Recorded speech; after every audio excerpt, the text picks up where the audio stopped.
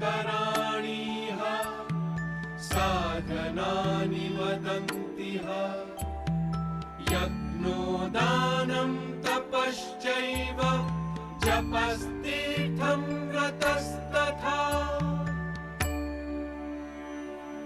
महात्माओं ने मन की शुद्धि के कई तरीके बताए हैं।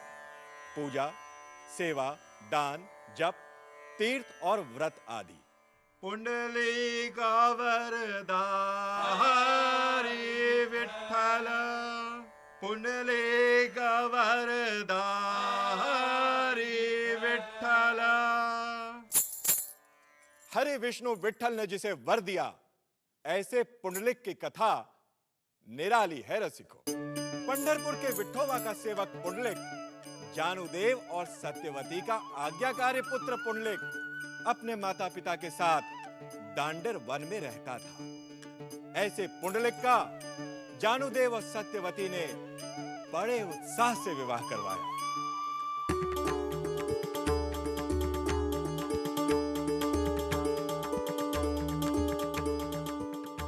सुन भाई, अपने दाहिने पैर से इस ओखली को गिरा दो।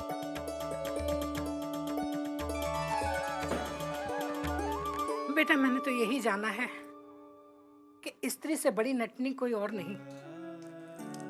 दुख में भी उसे सुखी होने का अभिनय करना पड़ता है। कभी पिता के सामने, कभी पति के सामने, कभी पुत्र के सामने, कभी परिवार के सामने। वो कहावत है ना कि स्त्री को बचपन से ही पिता के आदेश में, विवाह के बाद पति के आदेश में और बुढ़ापे में पुत्र के आदेश में रहना पड़ता है। शायद ये पूरी तरह से सच नहीं है। मेरा अनुभव तो यही कहता है, स्त्री पुरुष की शक्ति है, इसीलिए उसे शक्ति के रूप में पूजा जाता है। अब ये तुम्हारे हाथों में है कि तुम पुंडलिक की शक्ति बनो या कमजोरी। हमने उसे पाला पोसा, जैसा बन पड़ा गढ़ा। अब हम उसे तुम्हारे हाथों सौंप रहे हैं। आदमी कुछ भी बन जाए, जीवन के चाक का कुम्हार तो औरत ही होती है। बेटा, तुम दोनों सुखी रहो, हमारी तो बस यही कामना है।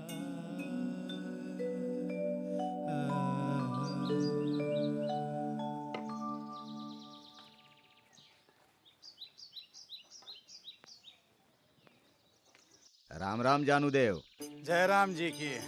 पुरोहिती से लौट रहे हैं?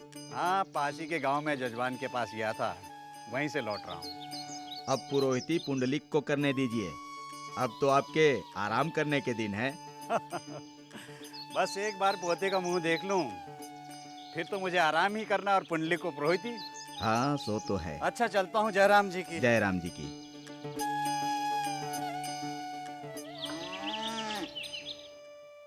सत्यवती,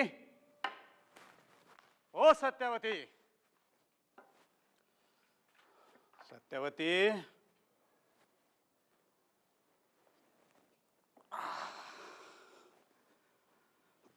कैसी रही आपकी यात्रा? अच्छी रही। इस बार पुरोहिती भी अच्छी मिली है। सोने की मछली दी है जजमान ने। ये तो बहुत अच्छा हुआ।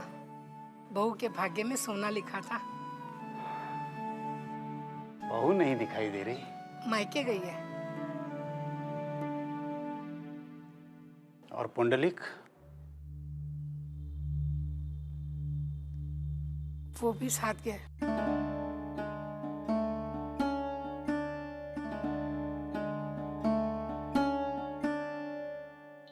पुंडलिक, बार बार बहू के साथ मायके जाना अच्छी बात नहीं है बेटा। क्यों? उसमें क्या बुराई है?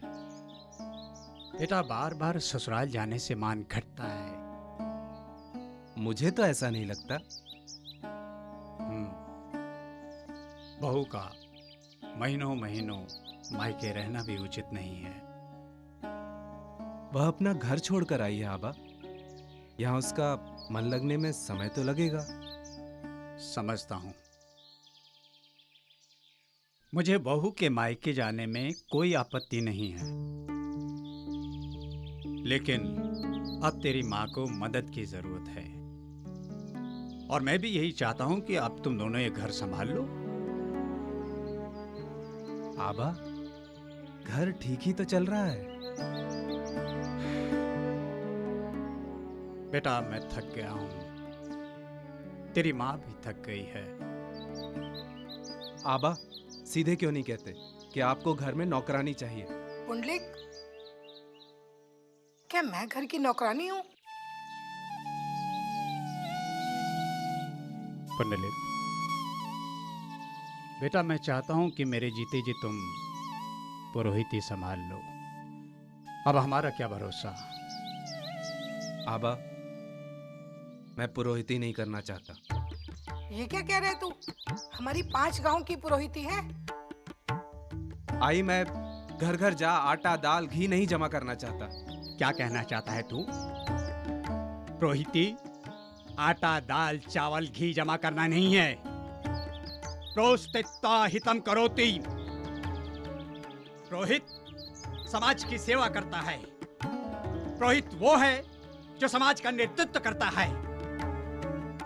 तेरे दादा पुरोहित थे, तेरा बाप पुरोहित है, तू पुरोहिती नहीं करेगा तो फिर क्या करेगा?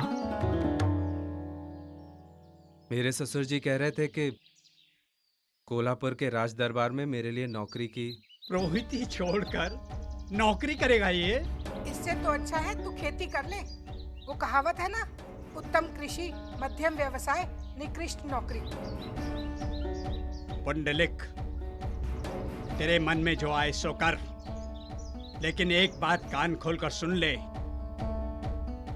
जिस दिन से तू इस घर से गया, उसी दिन से इस घर में तेरे लिए कोई स्थान नहीं होगा।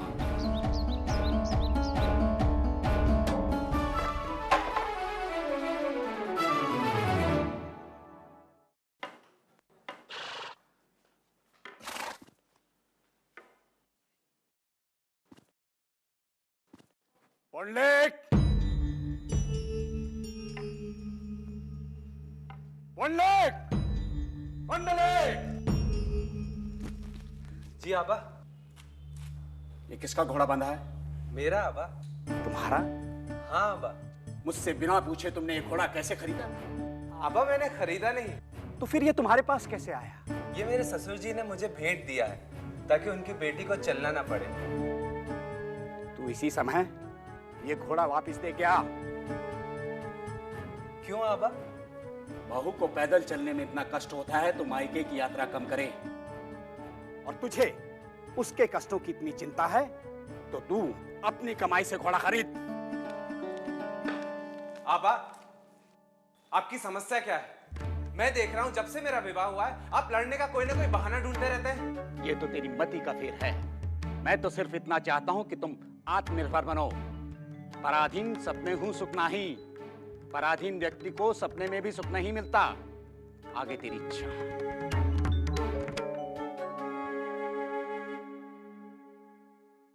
पुंडलीक वरदा हरि विठ्ठल। और रसिकों, कभी सास बहू में, कभी पिता पुत्र में कलह बढ़ता रहा, और एक दिन जानुदेव ने अपने पुत्र पुंडलिक को बुलाकर कहा,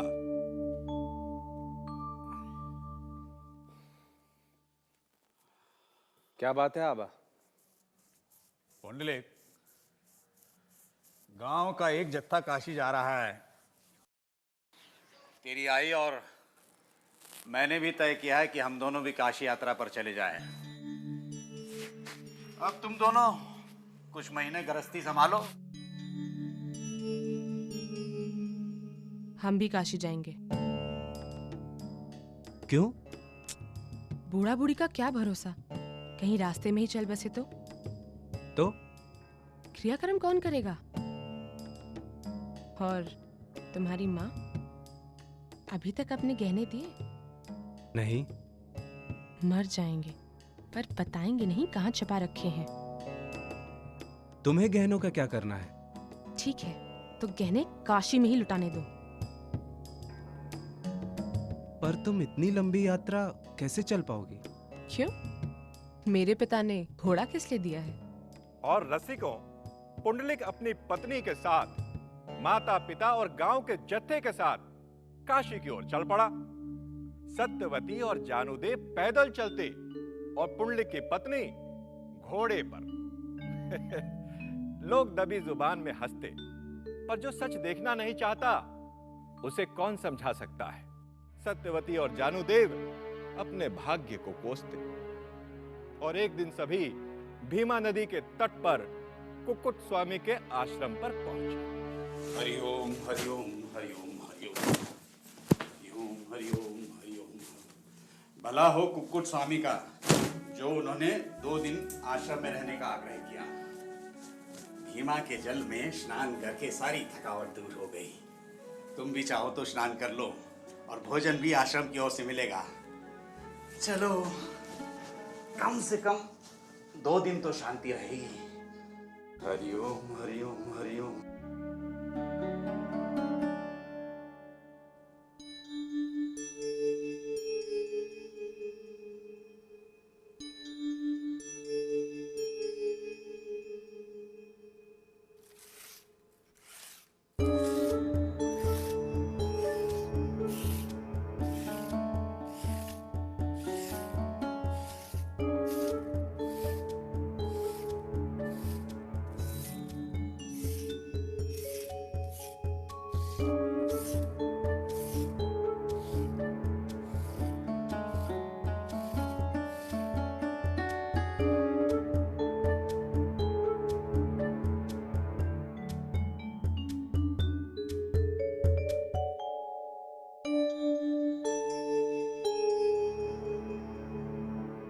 पुंडलिक उन तीनों स्त्रियों को देखकर हैरान था। दूसरी सुबह भी पुंडलिक ने वही देखा कि वे तीनों स्त्रियां गंदे वस्त्रों में आईं और कुक्कुट स्वामी के कमरे से साफ वस्त्र पहनकर बाहर निकली। सुनिए। कहिए। आप तीनों कौन हैं? मैं गंगा हूँ, ये यमुना और ये सरस्वती, जिनमें लोग अपने पाप धोते हैं। उन पापों से हमारे वस्त्र भी तो गंदे होते हैं और उन्हें हम ऐसे तपस्वियों के यहाँ बदलने आती हैं। और तुम्हारे पापों से भी हमारे वस्त्र गंदे हुए हैं। मेरे? हाँ, माता पिता को कष्ट देने वाला सबसे बड़ा पापी होता है।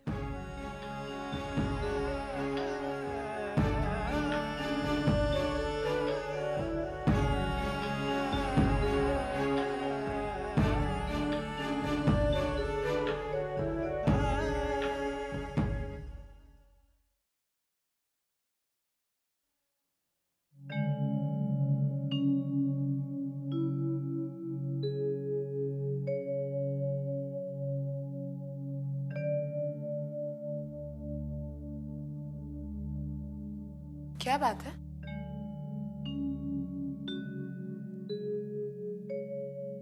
हम वापस घर जा रहे हैं। क्यों?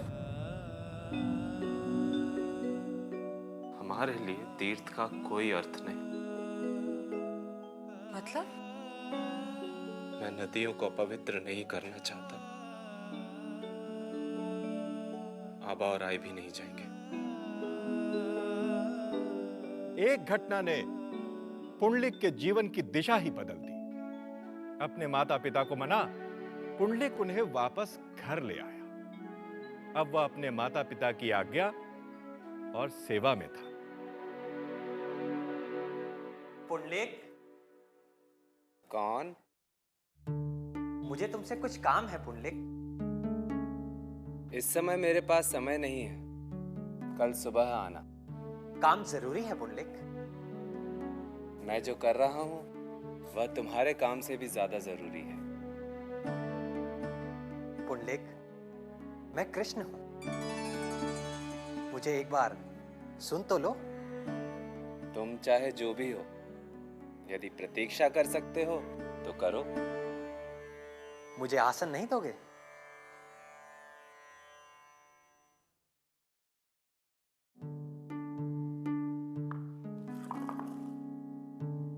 यह लो तुम्हारे लिए आसन। चाहो तो बैठो या खड़े रहो। विठ्ठल विठ्ठल विठ्ठल हरि ओम विठ्ठल विठ्ठल विठ्ठल विठ्ठल हरि ओम विठ्ठल विठ्ठल विठ्ठल विठ्ठल हरि ओम विठ्ठल विठ्ठल विठ्ठल विठ्ठल। मैं प्रतीक्षा कर रहा हूँ पुंडलिक। कहते हैं जहां ईंट पर कृष्ण खड़े थे वहीं कालांतर में विठोबा यानी ईंट पर खड़े विष्णु का मंदिर बना। क्या है इस कहानी का सच? क्या ईश्वर और माता पिता में पहले माता पिता, या ईश्वर का अनुभव, ब्रह्म का अनुभव सेवा या किसी और माध्यम से भी किया जा सकता है? जो जगत की, जीव की, माता पिता की सेवा ईश्वर की पूजा मानकर करता है, भगवान उसके ही वश में रहते हैं। सेवा रूपी साधना से पुंडलिक का अंतःकरण इतना शुद्ध हो गया कि उसे ईश्वर प्राप्ति सहज ही हो गई। ठीक समझा आपने। सेवा भी बहिरंग साधना है। बहिरंग साधना यानी मन शुद्ध करने के लिए जो अनुष्ठान होता है उसे बहिरंग साधना कहते हैं। जैसे यज्ञ, दान, सेवा, जप, तप, तीर्थ, विचार आदि। तो क्या हमें रोज ही यज्ञ करना चाहिए? नहीं, यज्ञ का अर्थ है ब्रह्म की उपासना। यदि हम अपने कर्तव्यों को ही ब्रह्म की उपासना समझ पूरा करें तो वही यज्ञ है। व्यष्टि या समष्टि के लाभ के लिए अग्नि क्रिया के द्वारा जो ईश्वर की आराधना की जाती है उसे यज्ञ कहते हैं। उसे हवन या होम भी कहते हैं। हर रोज नित्य कार्य के रूप में उसे समीधा दान या अग्निहोत्र भी कहते हैं। वास्तव में ब्रह्म ज्ञान रूपी अग्नि में अहंकार की आहुति देकर अज्ञान का नाश करना ही यज्ञ का अंतिम लक्ष्य है। यानी कर्म ही पूजा है। तो फिर व्यक्ति साकार ईश्वर की पूजा क्यों करता है? अपने आराध्य की मूर्ति में ईश्वर भाव रखकर आराधना करना ही पूजा है। जैसे ध्वज का कपड़ा और उस पर चित्रित रंग और आकार देश के आदर्शों का प्रतीक है, वैसे ही मूर्ति ईश्वर का प्रतीक है। इसीलिए मूर्ति पूजा को प्रतीकोपासना भी कहते हैं। इससे मन शुद्ध होता है। और दान? दरिद्र को नारायण समझकर प्रेम और आदर से जो सेवा की जाती है उसे दान कहते हैं। यह भी फल या यश के लिए नहीं बल्कि निस्वार्थ भाव से करने से ही मन शुद्ध होता है। पर जिसके पास देने को कुछ हो ही नहीं, वह क्या दान करेगा? सूत्रधार, दान का संबंध धन से तो नहीं है। दूसरों को समय देना, श्रम देना, ज्ञान देना, ये भी तो दान है। मीठे शब्दों से दूसरों का सहयोग भी दान है। तो फिर तप, जप, तीर्थ, व्रत, विचार क्या है? महान लक्ष्य को प्राप्त करने के लिए शारीरिक या मानसिक कष्ट को सहन करना तप है। तप का अर्थ है मन और इंद्रियों की एकाग्रता। मनश्च इंद्रियाणाम ऐकाग्र्यम परमम तपः। जप का अर्थ है एक मंत्र का आवर्तन करना। निरंतर भगवान के नाम के स्मरण करने को नाम स्मरण कहते हैं। जप और नाम स्मरण की उपासना सभी मजहबों में प्रचलित है। और तीर्थ? पवित्र स्थान की यात्रा, वहां जाकर दर्शन, पूजा, तीर्थ स्नान, दान और सत्संग करना ही तीर्थ यात्रा है। अब व्रत या उपवास? सूत्रधार, व्रत और उपवास दोनों अलग वस्तुएं हैं। व्रत यानी संकल्प, जैसे मौन व्रत। व्रत क्या होता है नटी? व्रत से जिद्दी और उद्दंड मन अनुशासन में रहता है। ये चंचल मन व्रत संकल्प के सहारे ही आध्यात्म की गहराइयों तक पहुंचता है। और उपवास क्या होता है? निश्चित समय के लिए खाने पीने का संयम या त्याग करके भगवान का चिंतन करना ही यथार्थ रूप से उपवास है।